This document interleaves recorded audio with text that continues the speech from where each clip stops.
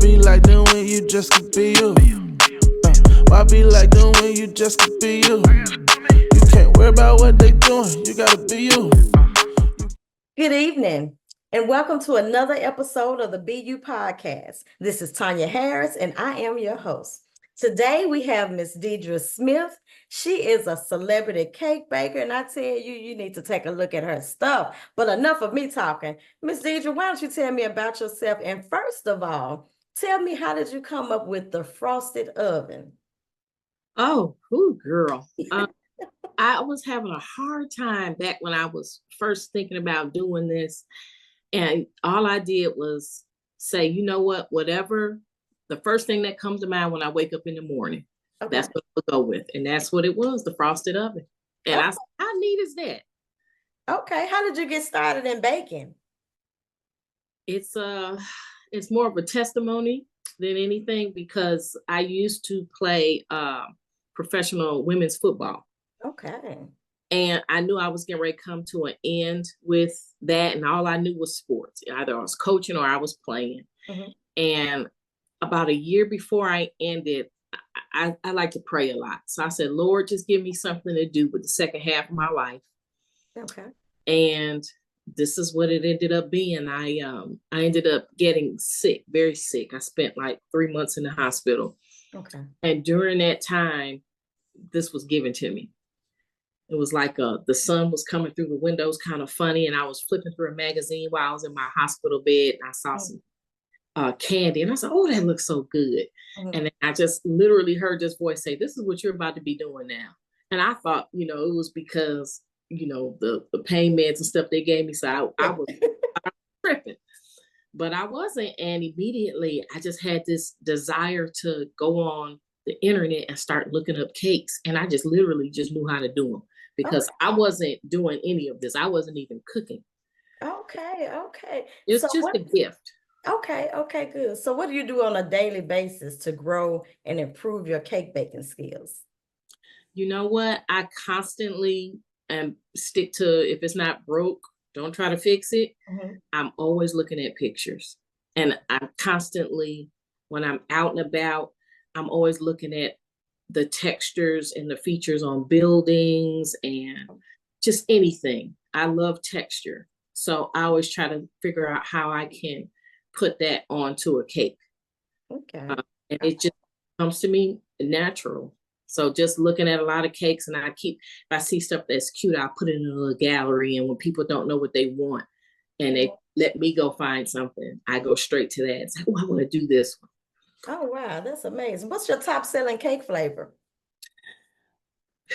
It's kind of like a combination. People really love in the South white cake, mm-hmm. And strawberry and lemon. Those are like the 3 top flavors, and you can't go wrong.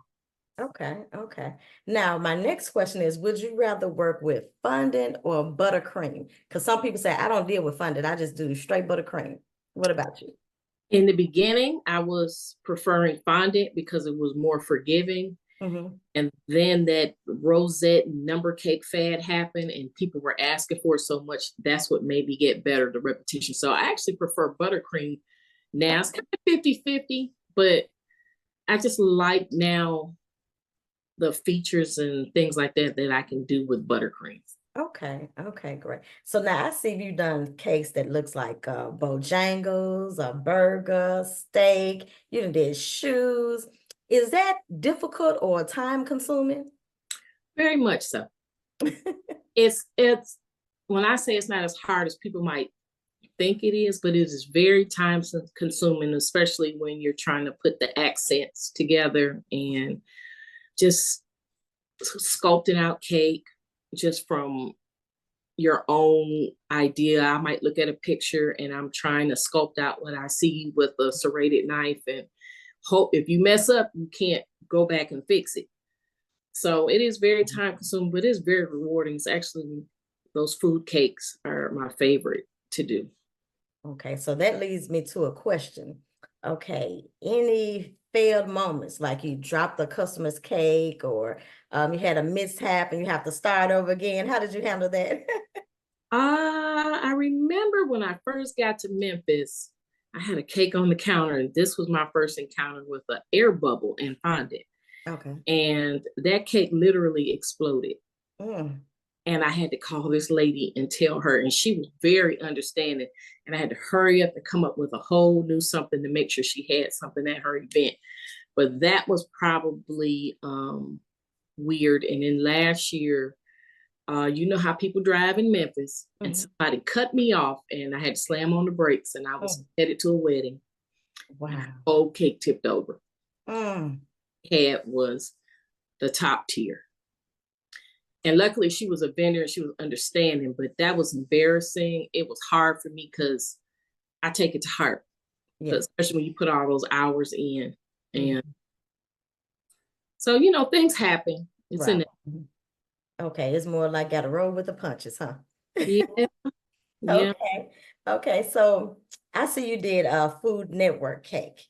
Were you on the Food Network show? And tell me a little bit about that. How was that? I was not on Food Network. However, Okay. Chef Tam was on Food Network. And Okay. that's when the first time she won. She won Okay. a couple times. And she asked me to do, she had a reveal. And so she asked me to do both times she was on Food Network and won. I did both of her reveals. Okay. Okay. So that was that beautiful. was fun. Okay. Okay. It was beautiful too. Okay. Thank What does it look like 5 years from now for you? Pretty much the same thing. Constant baking. Yeah, because this is like a peaceful thing for me. Okay. I enjoy it. It's when I can create. But the biggest thing I've learned in my purpose, and this is my purpose in life, is just to make people happy. It's always been to entertain or do something, either with sports or this. So I understand it, that I'm just here to make people happy. As long as I can do that, then I'm good. So I'm thinking about maybe branching out and doing a brick and mortar. Okay. But it just depends. I want the headache of that. But right now, I'm enjoying how it is now. Okay. Okay, great. Now, if you were a book, what would your title be? Oh, okay. It just came to me. From delivered to delivery. From delivered to delivery. Okay. Yeah. Because you know what? The more I incorporate God in my life, I if anyone knew my story, they would say, "Girl, you have gone through so much. How are you still doing what you're doing?" Just I'm faith driven. That's it. Okay. All right. Well, that's great. From delivered to delivery. Wow. Okay. Do you have any events coming up or any specials you have going on right now? I just kind of launched off my own Oreo line. So I do themed Oreos and they seem to be popular. So I just got a big order for next month for breast cancer awareness. Okay. A couple of events. I'm starting the cake jars because that's the fad now. So people are starting to order those. I just kind of roll with how I see things are going. Okay. But any event, as long as people give me a heads up, I'm pretty much open to doing it. Okay. Okay. Now, lastly, is there any tips or advice you would like to give any bakers that's just starting out? Oh yeah. It's a constant investment. You can't just be wanting to think you're gonna use this as a hustle. It's not. You really are gonna have to be committed to it because you're gonna have to constantly be buying ingredients and honing your skills, and something's always changing. Consistency is good. You're going to have to, you know, build up clientele, which means you have to have a rapport in the community and you have to be honorable. You have to have integrity. And a lot of people don't have that. I hear more people running off with people's money and or not giving them what they paid for. And you have to stand for something, which is, I think, one of the reasons why I'm lasting. Is because you can go anywhere and people will tell you that they get what they pay for. Okay. you know. Okay. So All right. invest in your craft. Okay. All right. So how can we find you? Any social media handles, Facebook, Instagram? How can anyone contact you? If you want to check out the portfolio or contact, Instagram and Facebook is at The Frosted Oven. And also you could go onto the website, which is www.dsmithdesignstudios.com. And if you're interested in ordering, that's where you'll fill out a inquiry form and it'll get to me and then I'll get to you. Okay. All right. Well, thank you so much. Any final thoughts? Anything you'd like to share? Nothing. Just say thank you, Memphis. Thank you just for supporting and I hope this helps out and be looking forward to more podcasts coming from this young lady because she's all about trying to get it out there. All right. Thank you so much. I appreciate you. Thank you for agreeing to be a part of the show. And Yes. thank you guys for tuning in. And I hope you have a blessed day. And as always, I salute your business. Why be like them when you just could be you? Why be like them when you just could be you? You can't worry about what they doing, you gotta be you. You can't worry about what they doing, you gotta be you. Be you.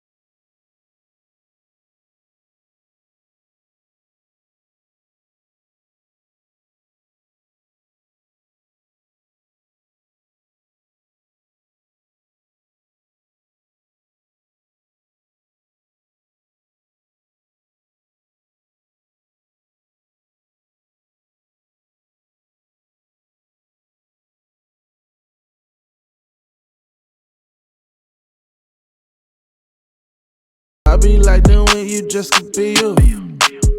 Why be like them when you just could be you?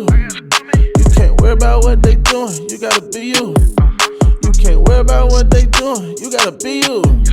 Be you, be you, be you, be you. You can't worry about what they doing, you gotta be you. Why be like them when you just could be you?